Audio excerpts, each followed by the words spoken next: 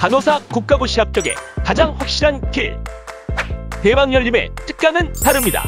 현장 강의 100% 신규 촬영, 강의 경력 20년 이상의 검증된 오정화, 김희영 교수팀, 많은 합격생이 추천하는 명품 강의, 간호사 국가고시, 간호직 공무원, 합격은 역시 대방열림고시 학원입니다. 안녕하세요. 네, 대방열림고시학원에서 간호사 국가고시 대비 기본간호학을 강의를 맡고 있는 오정화입니다. 자, 여러분들이 이제 제가 좀 과목이 많다 보니까 앞에 시작 멘트가 거의 비슷하죠. 그래서 뭐 사소한 건 다 빼버리고요. 자, 기본간호학은 공부했을 때 어렵다는 생각이 드셨어요? 쉽다는 생각이 드셨어요?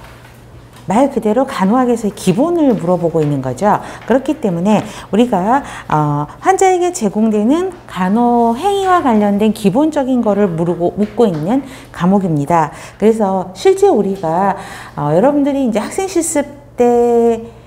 실습할 때 이런 간호 행위를 실제로 해본 거 많이 없죠. 그죠? 근데 실제 문제는 실제로 해보았는지에 대한 문제에 포커스를 두고 출제되는 거를 볼 수 있습니다. 그래서 문제 자체는 그렇게 어렵지는 않는데 그 실제 행위를 물어보니까 이론으로만 외웠지 막상 해본 적이 없잖아요. 그러니까 조금 어렵다고 하시는 분들도 있어요. 그런데 기본간호학은 여러 과목들하고 같이 접목되어 있는 부분이 많아요. 제가 하고 있는 성인, 그 다음에 모성, 아동, 그쵸? 또, 기본에서 감염관리? 이런 쪽 부분은 또 간호관리 쪽하고도 거의 비슷하다는 느낌이 들거든요. 그래서 기본간호학 정리를 잘 해놓으면 다른 과목에서도 연결이 많이 돼서 오히려 기본과학이 더 쉬워질 수 있다는 느낌을 받기도 하는 과목입니다. 자, 그래서 여러분들이 이제 공부를 시작을 해야 될 텐데 그 기본간호학 문제는 30문제잖아요. 많지 않죠? 보시면 되는데 목차에서도 보시면 기본적으로 나오는 게 건강사정, 활력증후에 대한 문제가 나올 거고요. 제일 많이 나오는 게 어딜까요? 투약이요.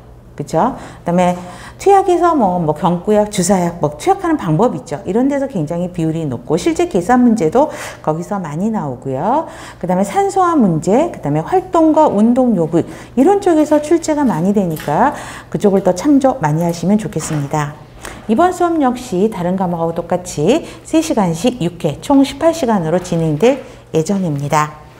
자, 여러분들 이 시점에서 이제 중요한 것들이 뭐냐면 여러분들이 문제를 이제 푸시다 보니까 아는 문제는 굉장히 쉽게 푸시죠.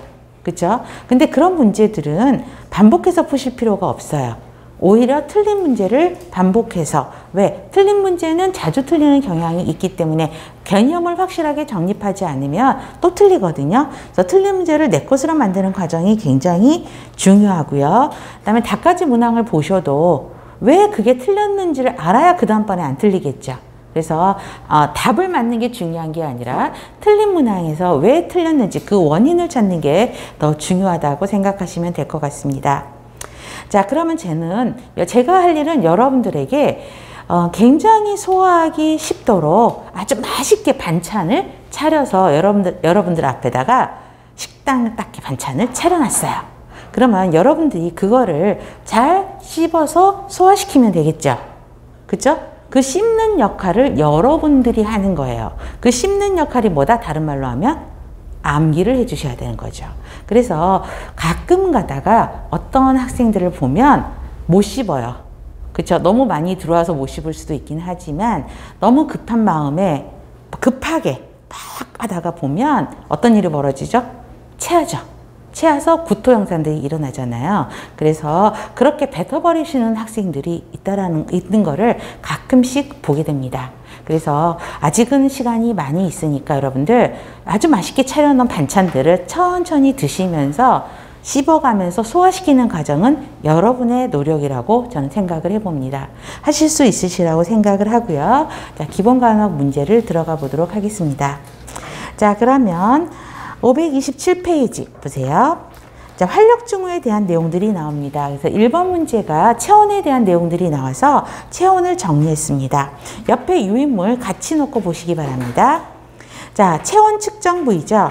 자, 우리 체온 측정 부위가 구강직장애가 고막이 있다라는 거, 이게 시험 문제 나오진 않겠죠. 가장 높은 온도가 어떤 걸까요?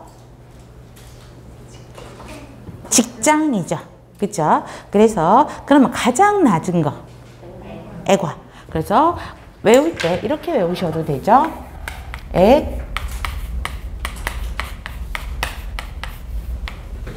됐나요? 액고구짐 이렇게 외우시면 되고요. 그래서 직장이 각각의 뭐 액화가 36도 4 이런데 그냥 36도 5 해도 돼요. 상관없어요. 0.5 차이로 그냥 계산하면 돼. 액화가 36도 4 이렇게 시험 문제 나오지는 않을 거거든요. 그렇기 때문에 0.5도씩 차이가 있구나. 이 정도만 이해하셔도 되고요. 가장 낮은 거는 액화, 그 다음에 가장 높은 거는 직장이라는 걸 보시면 되겠습니다. 자, 구강은 시험 문제에서는 근기 및 주의사항이 꼭 나옵니다. 그래서 그걸 기억을 하셔야 되는데 우리 수온체온계를 하죠. 그래서 깨물 가능성이 있는 사람한테 구강으로 주면 안 되겠죠. 깨물어 버리니까. 또 영아나 소아 얘네들은 입에다 주면 빨고 하잖아요. 그렇기 때문에 안 되고 의식 손상이나 구강 손상 대상자 입으로 호흡하는 사람은 입으로 호흡을 하기 때문에 체온이 더 올라갈 수가 있죠. 그 다음에 정신질환자들 같은 경우는 구강 체온은 금기입니다. 그 다음에 직장은 당연히 직장 수술한 환자한테 직장하면 안 되겠죠. 그건 첫 번째 땡은 안 해도 돼. 그 다음에 두 번째는 꼭 외워야 돼요. 심장질환을 갖고 있는 사람. 그러면 왜 심장질환을 갖고 있는 사람한테는 직장 체온을 하면 안 되냐라고 한다면 미주신경을 자극해서 오히려 심박동수가 떨어지는 상황이 벌어지게 됩니다. 그래서 이 두 번째 땡은 기억해야 되고요. 신생아에게 직장 체온을 재는 거는 직장 점막을 손상시킬 수 있다. 우리 신생아 아동에서 배웠었죠. 그래서 직장 체온 재면 안 되고 겨드랑이가 제일 안전하긴 해요. 그런데 액화로 제거되면 피부를 딱 겨드랑이에 붙이고 있어야 되죠. 그렇죠? 그렇기 때문에 밀착성이 떨어진다는 특성을 갖고 있고요. 두 번째 땡 별표요. 전신 화상이요. 화상을 입었기 때문에 피부 손상이 많이 있는 사람이잖아요. 그럼 겨드랑이 피부라고 괜찮을까요? 아니잖아요. 그렇기 때문에 피부 손상이 있어서 액화는 전신 화상은 안 되는 액화 재원하면 안 되고 피부 당연히 피부 질환도 하면 안 되겠죠. 그 다음에 고막은 첫 번째 땡 기억하세요. 짧은 시간 안에 심부 체온을 반영하는 게 뭐냐 이렇게 물어보면 고막이라고 이야기하겠죠.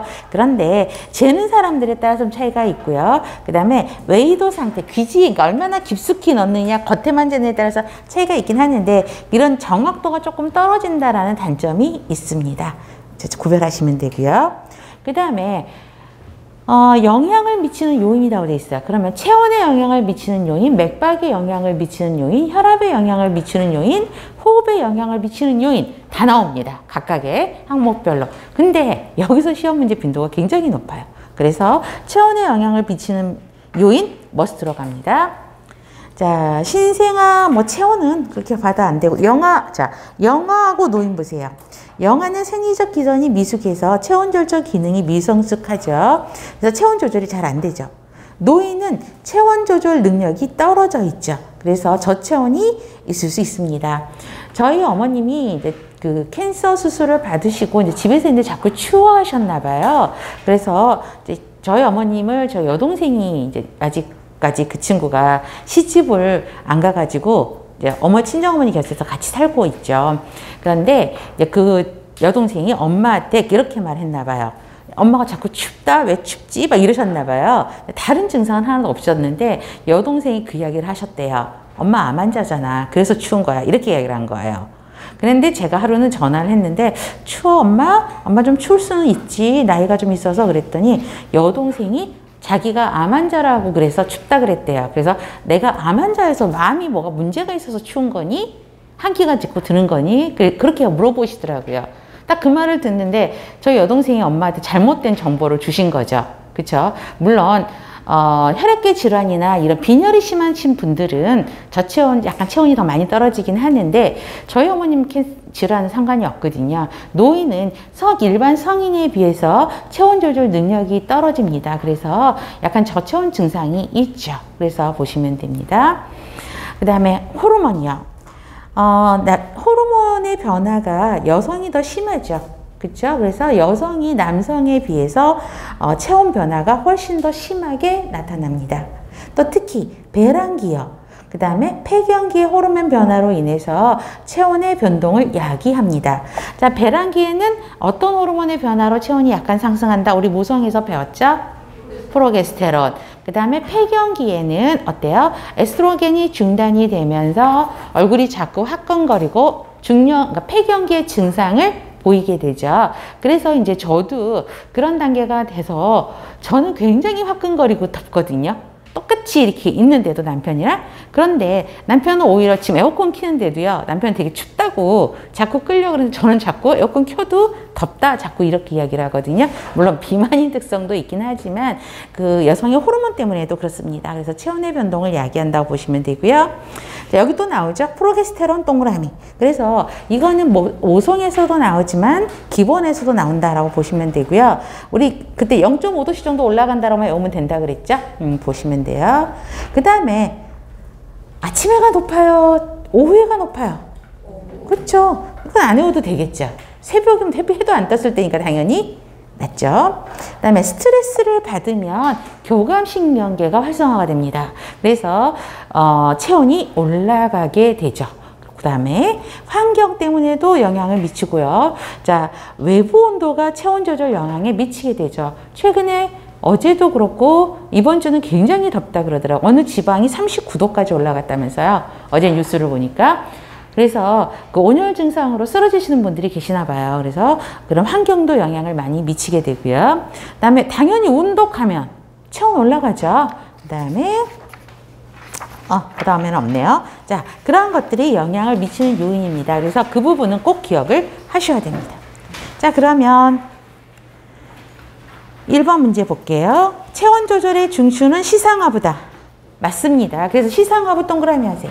이게 또 간단하게 이렇게 단답형의 문제로 나올 수도 있고요. 짧은 시간 내 심부 체온을 반영하는 체온은 뭐냐? 체온 부위, 체온 측정 부위는 고마, 동그라미 해야 되고요. 정상적인 구강 체온은 그렇죠. 몇 도? 37도. 직장 체온이 0.5도씩 더 높죠. 그래서 3번이 틀린 거죠. 정상적인 구강 체온은 37도다. 애가 체온은 구강 체온보다 0.5도씩 낮다. 그렇죠? 그다음에 체온이 가장 낮을 때는 이른 아침이고 가장 높을 때는 오후 4시에서 6시다. 자, 이른 아침도 좀 막연하긴 이른 아침. 그렇죠? 새벽 아침 보면 됐습니다. 문제 전체 흐름과 다 맞는 말이죠. 답은 틀린 거를 고르려니까 3번입니다. 그 다음에 2번 체온 측정 부위 선정으로 옳은 것. 광범위한 화상 입은 환자에게 애가 체온 X죠. 의식이 손상된 환자나 정신질환자에게 구강 체온 X. 체온계를 깨물 가능성이 있는 영아나 소아에게는 구강 체온 금기. 직장 내 문제나 수술 환자의 경우 직장 체온 그렇죠. 하면 안 돼. 애가 체온은 안전한 방법이긴 하지만 피부와의 밀착성은 떨어지는 부위죠. 답은 5번. 3번 체온에 영향을 미치는 요인에 대한 내용으로 옳은 것. 1번 여성이 더 체온 변화가 심하죠. 그래서 틀린 문장. 그 다음에 두 번째는 그렇죠. 직장이 가장 높고 그렇죠. 이것만 갖고 놓으면 직장, 구강, 애과 이렇게 되는 거죠. 그 다음에 영아나 노인의 체온이 성인의 체온보다 일반적으로 낮죠. 배란 시 프로게스테론이 배출되면서 0.3에서 0.6도 체온 증가. 4번이 맞죠. 스트레스는 체온이 상승하는데 부교감 신경을 자극하는 게 아니고 교감 신경을 자극해서 나오는 겁니다. 자, 그 다음에 맥박에 대한 내용입니다. 자, 유인물로 갑니다. 우리 심박출량은 뭐죠? 하트레이트 곱하기 심박출 뭐죠? CO 그렇죠? 카디옥 아웃풋이죠. 자, 이거는 하트레이트 곱하기 심박출량으로 가게 되는데, 자, 교감신경은 수축시킨다 그랬죠. 부교감신경은 이완시킨다 그랬어요. 그렇기 때문에 자, 카디옥 아웃풋이 교감신경은 증가하게 되고 부교감신경은 카디옥 아웃풋을 감소시키는 역할을 합니다. 자, 우리 정상 맥박수가 얼마죠? 우리 이건 기본으로 알죠. 우리 큰 소리로 60에서 100. 빈맥은 100회? 빈맥은 100회 이상이면 되죠. 160에서 180 아니 160이라는 100에서 180이라고 여기보다는 100회 이상 하면 되고 서맥은 60 이하. 그럼 기본으로 여러분 이거는 이미 머리에 있을 거예요. 실습하면서 바이탈 엄청 했으니까. 그 다음에 중요한 거는 약물이요. 그래서 디지탈리스요. 이거 꼭 별표하세요. 강심제죠. 그래서 이런 강심제를 쓸 환자에게는 맥박을 몇 분 간격, 그러니까 질문이 저거 이상하나? 몇 초 잰다? 1분. 그렇죠. 네, 서맥을 일으킬 수 있기 때문에 맥박을 잴 때 30초만 재면 안 된다고요. 1분 측정한다라고 써놓으셔도 되고요. 그 다음에 운동선수도요. 자, 운동선수는 장기간 운동했죠. 그래서 심장이 너무 발달되어 있어서 심박 출량이 많으면서 맥박수는 느려지게 됩니다. 그래서 운동선수는 스포츠형 심장이라고 이야기를 합니다. 그래서 이런 운동선수들은 맥박 자체가 스포츠형 심장. 그래서 맥박 자체가 떨어진다라고, 정상에 비해서 조금 낮다라고 보시면 됩니다. 그 다음에 스포츠형 심장도 기억해 놓으시고요. 그 다음에 맥박 결손은 실제 문제 많이 나오는 것 중에 하나예요. 맥박에 뭔가 차이가 있다라는 거예요. 그러면 어떤 맥박하고 차이가 있다? 큰 소리로. 심천맥박과 요골맥박하의 차이가 있다. 원래 정상적인 사람들은 심천맥박하고 요골맥박을 각기 따로 재도 거의 동시에 재면 거의 동일해요. 비슷하거든요. 그런데 자, 심천맥박과 요골맥박을 동시에 측정을 했는데 이게 같지가 않아. 이거를 맥박 결손이라고 이야기를 합니다. 자, 그러면 맥박 결손이 차이가 나는 건 뭐냐? 그러면 심장 수축력이 좋지 않아서 말초까지 맥박을 충분히 공급하지 않아서 맥박 결손의 차이가 난다라고 이야기를 하고 있죠. 그래서 맥박 결손을 측정을 하려면 한 명의 간호사가 두 개의 부위를 동시에 측정을 할 수는 없잖아요. 그래서 두 사람의 간호사가 한 사람은 심천맥박, 한 사람은 요골맥박 부위를 찾아서 난 다음에 수의 차이를 보는 것입니다. 그래서 얼마 정도 차이가 나느냐라고 보면 10 이상 차이라고 보시면 돼요. 숫자가 10 이상 차이가 나게 되면 맥박 결손이라고 보게 됩니다. 근데 거의 비슷해요, 정상은. 그 다음에 맥박 결손을 기억해 놓으실 필요가 있고요. 그 다음에 측정 부위요. 자, 측두맥박이죠. 그래서 요골부위 동맥 측정이 어려운 경우에는 머리에서 하면 되고요. 그 다음에 총경맥박, 다른 말로 하면 경동맥이죠. 그렇죠? 보시면 됩니다. 그래서 쇼크 환자 하게 되고요. 유아 심장 정지 시에도 사용하게 되고요. 그 다음에 심천맥박은 우리 유아의 바이탈을 할 때 맥박 측정 부위가 심천맥박이라고 아동에서 배웠었죠. 그 다음에 심천맥박 부위는 항상 나온다 그랬어요. 아동에서도 문제가 나오고요. 기본에서도 문제가 나옵니다. 그래서 우리 왼쪽 쇄골 중앙선이죠. 중간선, 중앙선 같은 말이고요. 그래서 왼쪽에서 왼쪽 쇄골 중앙선에서 네 번째, 다섯 번째 늑골 사이 공간을 심천맥박이라고 이야기를 합니다. 그래서 이 역시도 심천맥박도 1분간 풀로 들으셔야 됩니다. 그래서 1분간 동그라미. 상완맥박이죠. 상지혈압 측정할 때는 상완맥박을 들어야 되고요. 우리가 일반적으로 혈압 측정할 때 제일 많이 듣는 게 상완맥박에서 듣게 되죠. 그 다음에 요골맥박이죠. 가장 많이 사용하는 게 어디예요? 우리 여기서 재는 거. 요골맥박이 일반적으로 많이 사용하는 부분이죠. 그래서 보시면 되겠고, 특히 우리 요골맥박을 측정을 할 때 혹시 기억나는 사람 있을까? 주의사항. 여기에 엄지손가락을 댄다 안 된다? 그거는 기본으로 갖고 가야 되겠죠? 왜? 여기에는 맥박이 있기 때문에 어떻게 한다? 중지, 세 개 손가락 이렇게 해가지고 측정을 해야 되는 것이죠. 그래서 엄지 사용 금지도 하나만 써놓으세요. 너무 기본이긴 해서 안 써놨긴 했는데 그래도 하나만 엄지 사용 금지. 그 다음에 대퇴맥박은 다리순환 상태를 보는 것이죠. 자, 맥박에 영향을 미치는 요인입니다. 자, 빈맥과 서맥에 영향을 미친 요인, 별표하세요. 비교합니다. 이게 시험 문제. 어떤 상황에서 빈맥을 일으키는지, 어떤 상황에서 서맥을 일으키는지, 이거는 성인이랑 다 그 해부생이랑 다 이런데 연결이 되게 됩니다. 자, 연령이 많아질수록 맥박이 빨라지죠. 그 다음에 급성 통증과 불안이면은 교감신경 자극해서 맥박수가 올라가요. 그래서 아까 스트레스도 마찬가지죠. 여기 스트레스가 있나? 없네요. 자, 스트레스 받을 때도 불안하고 이러니까, 그쵸? 맥박수 증가하고요. 운동, 단기간 운동이에요. 그러면 우리 갑자기 100m 달리기 하면 막 맥박 빨라지죠. 보시면 되겠고, 열을 정유 따뜻한 거 갖다가 핫백해주고 이러면 올라가게 되고요. 그 다음에 출혈이 있을 때, 혈액 손실에 의한 혈압 하강이란 말은 출혈이죠. 있을 때는 맥박이 올라가고요. 그 다음에 열났을 때는 올라가죠. 그 다음에 혈액 내에 저산소 혈증이 있을 때는 맥박이 다른 사람들에 비해서 올라가고요. 약물은 좀 기억하셔야 됩니다. 에피네피린, 아트로핀 약물은 빈맥을 일으키는 약물입니다. 그 다음에 갑상선 기능 항진증의 질환을 갖고 있는 사람은 빈맥이에요. 근데 어렵지 않아. 그 서맥의 밑에도 한번 봐보세요. 갑상선 기능 항진증은 항진이잖아. 그치? 그러니까 빈맥이야. 그런데 갑상선 기능 저하증은 상대적으로 서맥이죠. 외우기 어렵지 않죠, 두 개는. 응? 근데 이거 시험 문제예요. 갑상선 기능 항진증이냐, 갑상선 기능 저하증이냐. 그래서 빈맥이냐, 서맥이냐 물어보게 됩니다. 자, 그러면 서맥 보세요. 남성이 여성보다 느려요.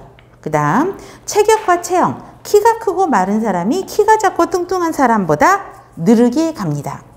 자, 제가 잠깐 쳐보세요. 제가 좀 키가 작고 뚱뚱하잖아요. 물론 수업 시간에 학생 때도 통통적이긴 했는데, 저도 이제 갱년기 들어가면서 막 자꾸 이제 더 체중이 가해지는 것 같은데, 그래서 어느 날 갑자기 제가 좀 맥박이 좀 빨리 든다는 느낌이 드는 거예요. 그래서 맥박을 재봤어요. 재고, 그때만 해도 핸드폰에 이렇게 센서 있으면 맥박을 재주는 이제 핸드폰이 있네. 지금도 되나 그게? 모르겠어요. 지금 거는 제가 그 웹이 없어서 모르겠는데 있었거든요. 그런데 남편이 옆에 있길래 동시에 재봤어요, 한번. 제가 좀 빨리 뛴다는 느낌이 들면서도 궁금하더라고요. 이 남자는 몇 번이나 뛰나. 그랬는데 제가 이 이야기를 하냐면, 저희 남편이 좀 키가 커요. 한 82? 그죠? 그 다음에 되게 말랐어요. 물론 지금은 이제 전형적인 중년의 아저씨이지만, 이 사람이 총각일 때는 그 키에 여러분 70kg가 안 됐었어요.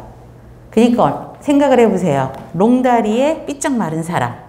그쵸? 그 다음에 숏다리에 통통한 여자가 만나서 극과 극인, 외모로는 극과 극인 사람이 만나서 결혼을 했어요.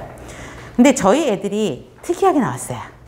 큰애는 아빠 유전자를 그대로 가져갔어요.